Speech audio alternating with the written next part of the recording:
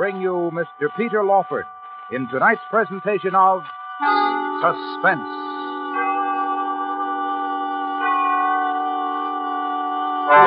Tonight presents part one of the first detective novel ever written, a tale considered by many to be the greatest ever written.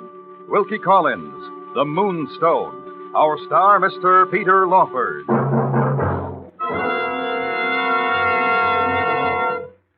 And now presents part one of Wilkie Collins' The Moonstone, starring Mr. Peter Lawford, hoping once again to keep you in suspense.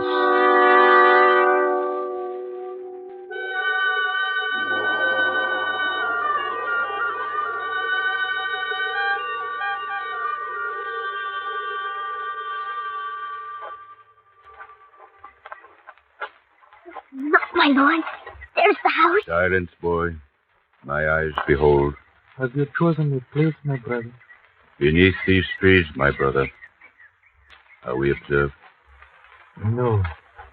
Begin it. Boy, look to my eyes. Oh, please, not again. Please don't leave me. Look to my eyes. Yes, my lord. In the name of the Regent of the Night, Lord of the world, whose arms embrace the four corners of earth, your servants, O Lord, dedicated to end the vile sacrilege of unbelievers, dedicated to restore what is rightfully yours. Use this body we offer you. Give us the power of your sight. He is ready, my brother. See the Englishman who has returned from foreign parts. I see him. Is it to this house and no other he will travel today? To this house and no other. And he brings it with him? Yes, he brings it. And as the sun sets, he will enter the house? I can't see. See? Tell us. I can't. The yellowness rises in my head. I can't see. It is enough, my brother. He will come, and he will bring the Moonstone.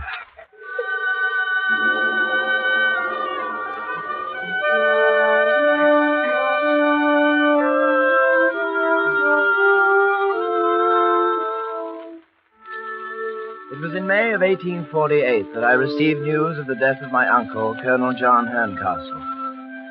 The letter caught up to me in Italy with instructions that I return to England and perform my duties as executor of my uncle's will. Not having seen my uncle since childhood, I felt neither one way or the other about his death.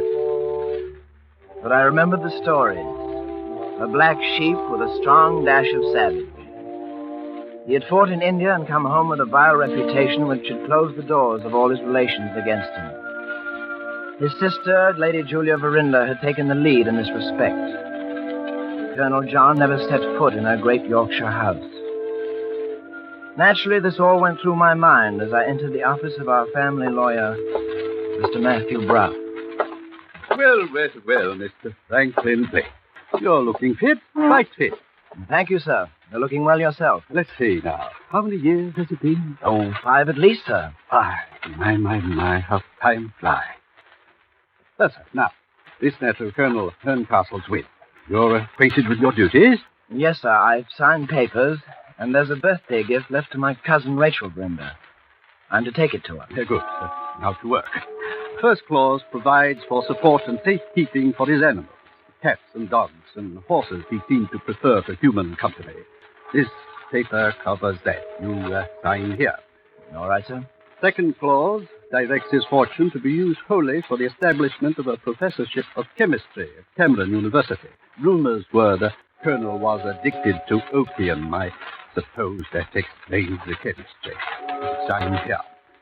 Yes, I've heard he took drugs. The third clause you might as well read yourself. Read from here. Right.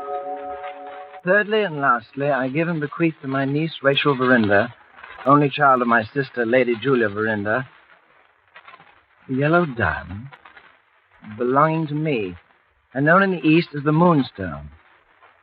Mr. Brock, a diamond? Oh, yes, there's a diamond, all right. Read on. That said diamond should be given to my niece Rachel on her first birthday after my death, subject to the condition that her mother, Lady Verinda, be living at the time, and that my diamond be given into the hands of my niece by my nephew, Franklin Blake, in the presence of my sister, the said Julia Verinda.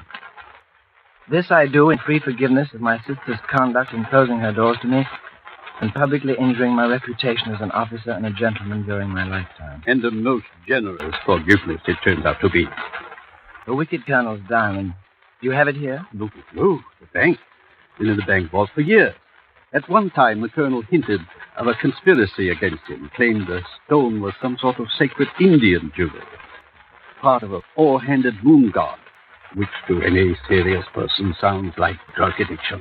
Is this Moonstone really worth anything? We've had 3 appraisals. Of course, quite a stir of size and color. There's a flaw, but the least value put on the stone is £30,000. 30,000?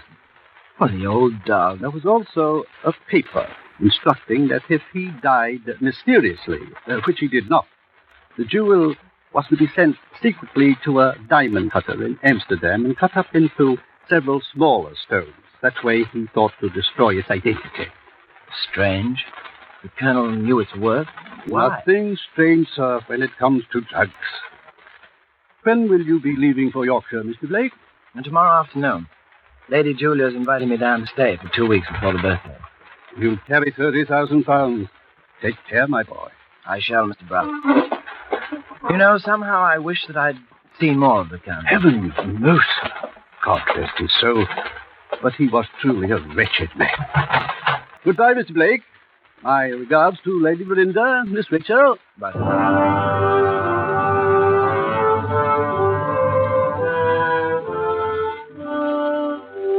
Early the next morning, I went to the bank, presented my authorization, and was led to the strong room. I unlocked the family vault and saw a little wooden box. I slid open the cover, and nestled in cotton was the stone. Even in that dim light, there streamed a burst like the harvest moon. It drew my eyes into a yellow deep as unfathomable as the heavens themselves. A strange, eerie feeling began to grip me, almost hypnotic. I had to force myself to close the lid. I put the box carefully in an inside pocket, left the bank, and plunged into the street crowd, reaching the station just in time.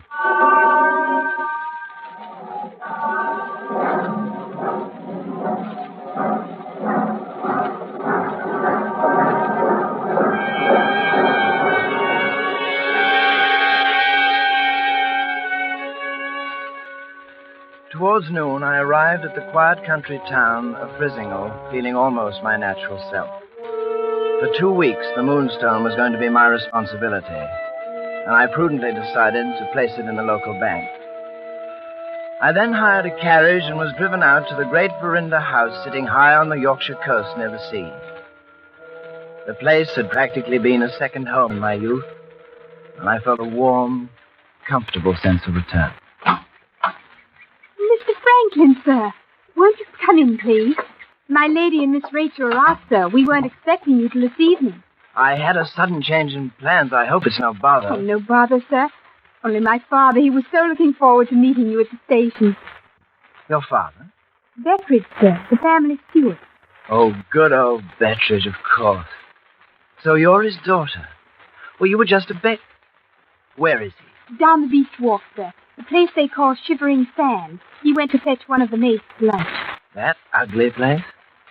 I'll surprise him. Mr. Franklin, pardon, sir, but do you know any traveling jugglers? What? Indian jugglers, sir. They came to the house to show us their tricks. I overheard them talking about a gentleman from foreign parts coming here, and you're just back from the continent. His father drove them off because he thought they had snakes. No, I don't know any jugglers. Please excuse me, sir. Father said it was silly. Excuse me.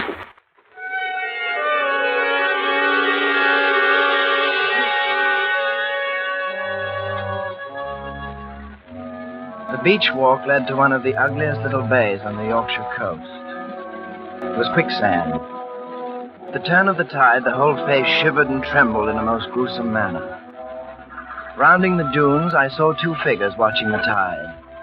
A woman and the plump, friendly form of old Betteridge. Why do you visit this horrid place, Rosanna? I'm drawn to it, Mr. Beckford. Something draws me. Sand, the way it shivers.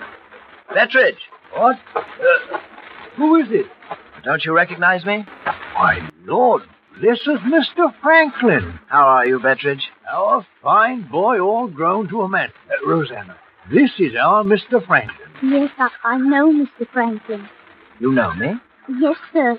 From your pictures in the house. Excuse me. Please excuse me. Oh, that's an odd girl. Rosanna's our newest maid, sir. She's a bit strange. Mark it down to that. I must say you're looking the pink, sir. Thank you. Tell me something, Betteridge. Anything, sir. What?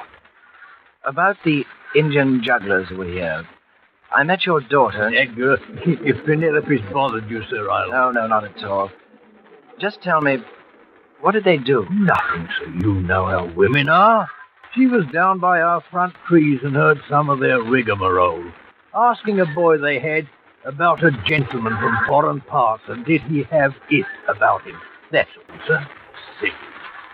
I see. Something wrong, sir? No, not really, I'm sure.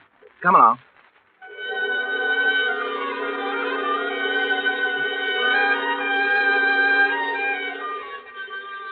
Perhaps it was silly.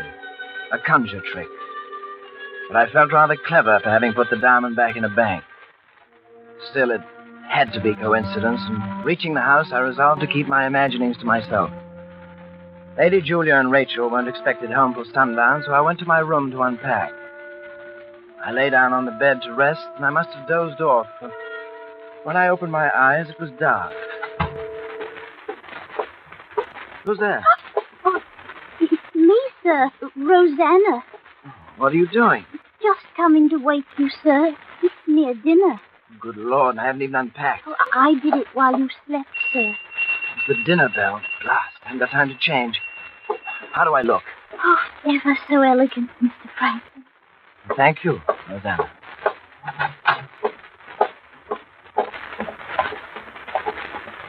Franklin? Yes, Lady Julia. Franklin, dear boy, so good to have you back. Oh, it's good to be back, Lady Julia. You look exactly the same. Oh, you're kind, Franklin. But you, I don't think I'd have recognized you. I would have recognized you, Cousin Franklin. Rachel, dear. This is Rachel.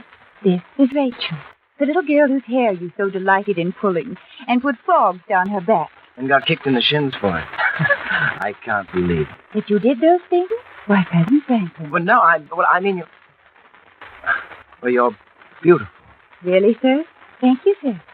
And you've grown handsome. Now we're even. Rachel? Now come to dinner, you two. Franklin, you must tell us all about the continent. And there it began. Rachel was undoubtedly the most beautiful girl I'd ever seen. I couldn't take my eyes off her. In the days that followed, I found myself trying to spend every waking moment with her. Recalling our days as children, walking, riding. I even thought of bird watching. By the second week, I was very deeply in love. Franklin, Where are you? in here, my sitting room. Well, what on earth is... I'm painting. This door needed doing, so I'm doing it. I know, but cupids and birds... There. All done. Now don't smudge it. It's wet. This one's supposed to be you. What do you think? Well, it's not quite my nose. Who's this fancy one here? Oh, that's Godfrey Ablewhite. Cousin Godfrey. Don't you remember him? Dashing Godfrey. Oh, yes. The ladies' man. Works with women's committees or something, doesn't he? He'll be here for the party tonight. All the Ablewhites. Party? Franklin, today's my birthday. Oh, good Lord, Rachel. Stupid. Happy birthday. Thank you, sir. I'm dying to know what it is. What? With the black sheep colonel's gift. Mother said it wouldn't be anything nice. Well, you did bring it. Yes. Rachel, what time is it? Almost 4. I've got to do something. There's just time.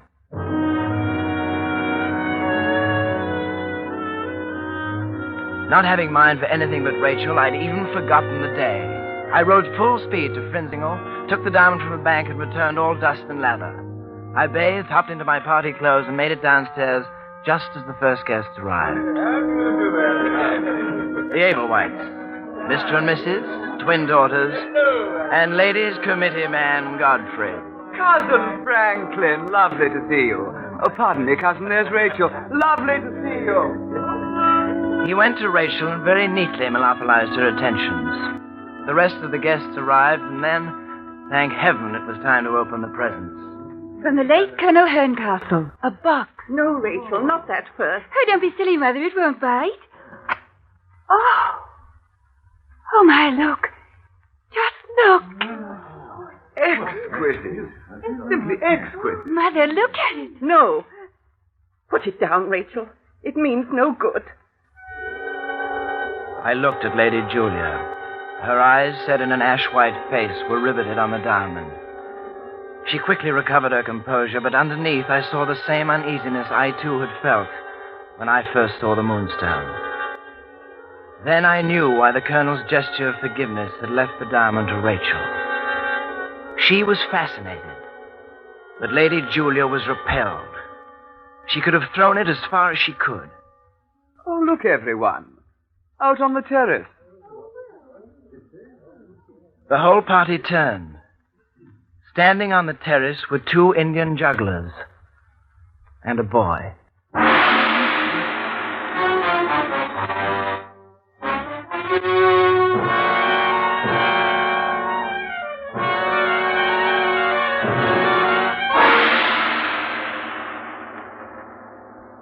Is bringing you Mr. Peter Lawford in Wilkie Collins' The Moonstone, tonight's presentation in radio's outstanding theater of thrills, Suspense.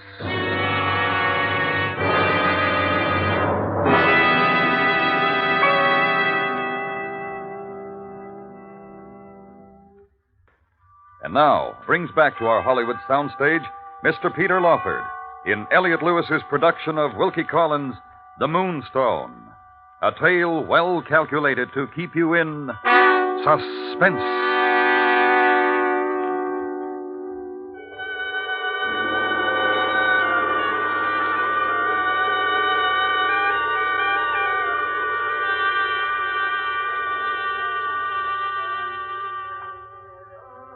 As if from nowhere, the Indians appeared on the terrace.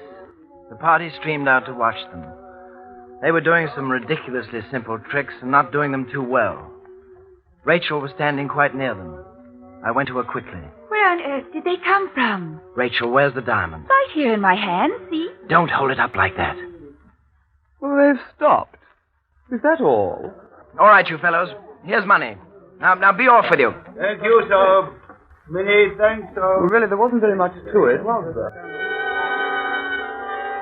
They picked up the money, not at all eagerly, and went off down the drive. There was only one thing to draw from it. What the Colonel believed of the Moonstone was true.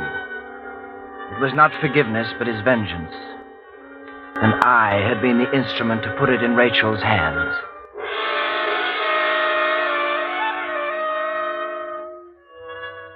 The dinner was quite gay, except for Lady Julia, who seemed very solemn, and myself.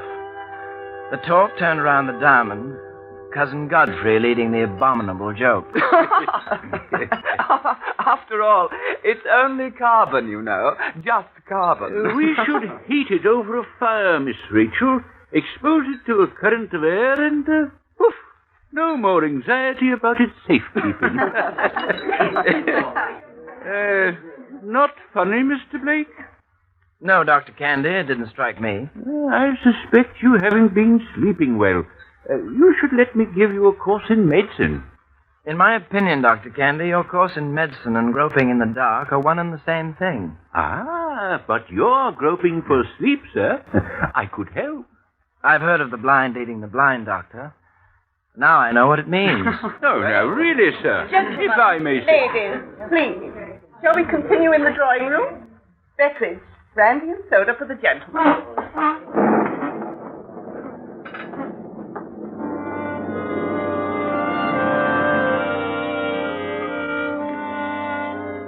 We adjourned to the first note of the seasonal rainstorm. I hoped to reach Rachel, but Cousin Godfrey made his move quicker and was already swarming over this charm. He was staying the night, and since I felt a great urge to kick him, I prudently kept to myself. The approaching storm prodded the guests home early before the roads turned to mud. Dr. Candy was the last to leave. Yes, storm's the least of my worries. A doctor's skin is waterproof, you know. Well, good night, Mr. Blake. Good night, Doctor. If you're trouble sleeping tonight, try a brandy and soda. Good night. Good night. Good night. Well, that's that. I think I'll bid you all good night myself. No, not yet, Rachel. Oh, no, not yet. Rachel, where are you going to keep the diamond? The cabinet in my sitting room. My dear, but it has no lock on it. Mother, is this a hotel? We've no thieves. I want you to come to my room, Rachel, first thing in the morning. Yes, Mother. Good night, Godfrey. Good night, Cousin Rachel. See you early. Rachel, may I see you up? Please do, Franklin. What were you and Godfrey... Talking about? He proposed to me. You're not going to... I love you, Rachel. A little more time, Franklin, please. The diamond, I've got to tell you... I'll put it right in my cabinet. Good night.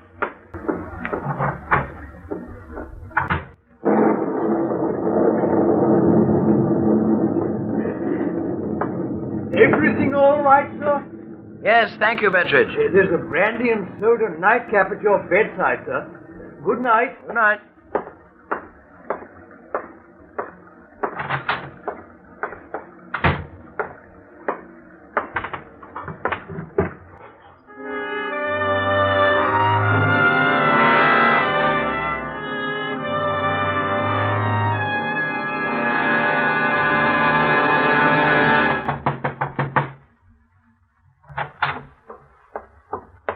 Mr. Franklin, wake up, sir. Please wake up. What? Betteridge, morning already? Yes, sir. Something terrible's happened, sir. Rachel. She's all right. The diamond, it's gone. Get my robe. Thanks. Come on. How did they break in, Betteridge? Who, sir? Those blasted jugglers, of course. I've been all over the house, sir. It's still locked up tight. Don't worry, Cousin, please. Rachel, Don't be safe. got to talk. No, I don't want to talk. I won't.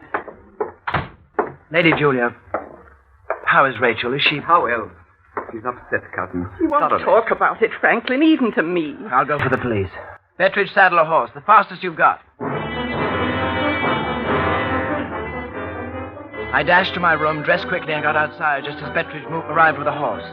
I rode full gallop, furious with myself for not having spoken up about the Indians. I was only thankful they hadn't touched Rachel.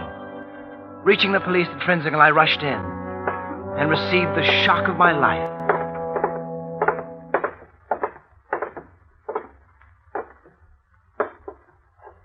Are those your jugglers, Mr. Blake? Sir. Yes. Yes, those are the ones, all right. Ah. There was a fuss at the tavern. There are 3 of them, according to the record, have been here in jail since 11 last night. From what you tell me, this Moonstone was still in the owner's possession at 11. These men couldn't have taken it. I saw the record with my own eyes. It was impossible. If not the Indians, who? Almost a year was to pass before the discovery of the truth.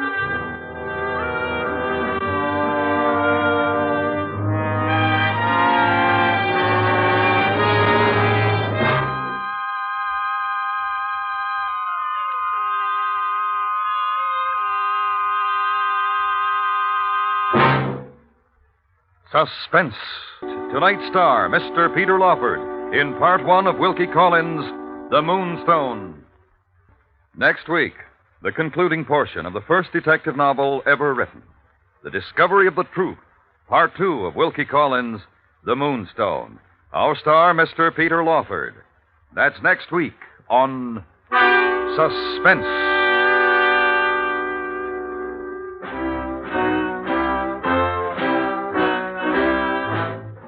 Suspense is produced and directed by Elliot Lewis, with music composed by Lucian Morowick and conducted by Lud Gluskin. Wilkie Collins' The Moonstone was adapted for Suspense by Richard Chandley.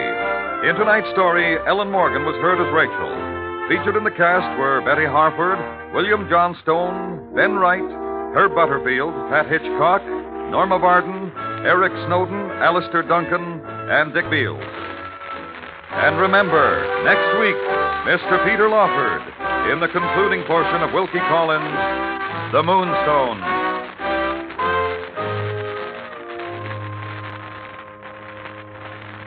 This is the CBS Radio Network.